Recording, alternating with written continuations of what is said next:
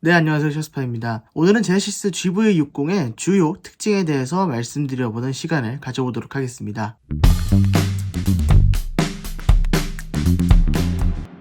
네, 일단 제네시스 GV60에서 가장 중요한 점은 보조금일 겁니다. 전기차에서 가장 많은 부분을 할인해주는 부분이기 때문에 사실 보조금이 거의 가장 중요하다고 할 수 있는데요. 일단 기본적인 스탠다드 이륜구동 기준으로는 차 시작 가격이 5,990만원이기 때문에 국고보조금을 전체 다 받을 수 있습니다.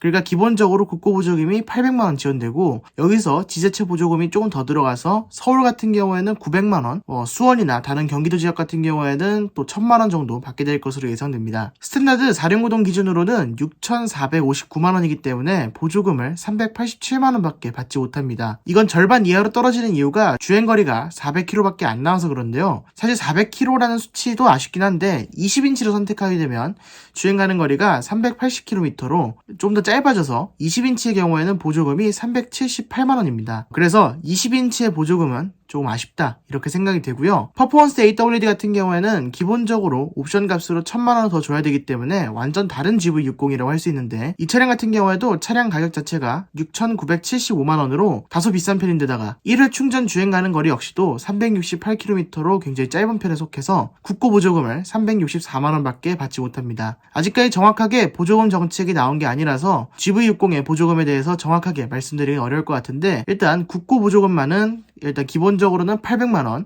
AWD는 387만원, AWD 20인치는 378만원, AWD 퍼포먼스 모델은 364만원을 받는다고 보시면 될 것 같습니다. 두 번째로는 제네시스 디지털 키 2입니다. 원래는 제네시스가 디지털 키라는 명칭으로 그냥 끝났는데, 이제는 디지털 키 2라는 뒤에 숫자가 붙었습니다. 이 숫자 같은 경우에는 2세대를 뜻하는 건데요. 기존에는 스마트폰을 갖다 대야지만 문이 열리는 NFC 방식을 사용을 했는데, 이제는 근접 방식도 사용을 해서 가까운 데에서 블루투스가 연결되거나 어떤 네트워크 연결이 되게 되면 자동으로 문이 열리는 시스템입니다. 그런데 이거는 완전 구형 핸드폰에서는 제공이 되지 않고요. NFC 방식 같은 경우에는 기본적으로 S20 시리즈 등들이 제공되고요. 아이폰 같은 경우에는 10R부터 10S, 10S Max, 애플워치 5, SE가 제공됩니다. 근접 방식 같은 경우에는 노트 20 울트라, S21 플러스, S21 울트라, 폴드 2, Z 폴드 3가 지원이 되고요. 아이폰 같은 경우에는 아이폰 11, 아이폰 11 프로, 아이폰 11 프로 맥스, 아이폰 12 미니, 12, 12 프로, 12 프로 맥스, 애플워치 6가 지원된다고 합니다. 이거 같은 경우에는 추후에 지금 현재 보시면 아이폰 13도 나왔기 때문에 추후에 아이폰 13으로 업데이트도 된다고 합니다. 네, 그 다음에 세 번째로는 원격 스마트 주차 보조, 광각 카메라 기반 및 사선 주차 포함입니다. 기존에는 초음파 센서를 이용해서 기둥과 차 사이만 인식했기 때문에 기둥을 좀 잘 인식하지 못해서 기둥에 긁거나 하는 문제가 있었어요.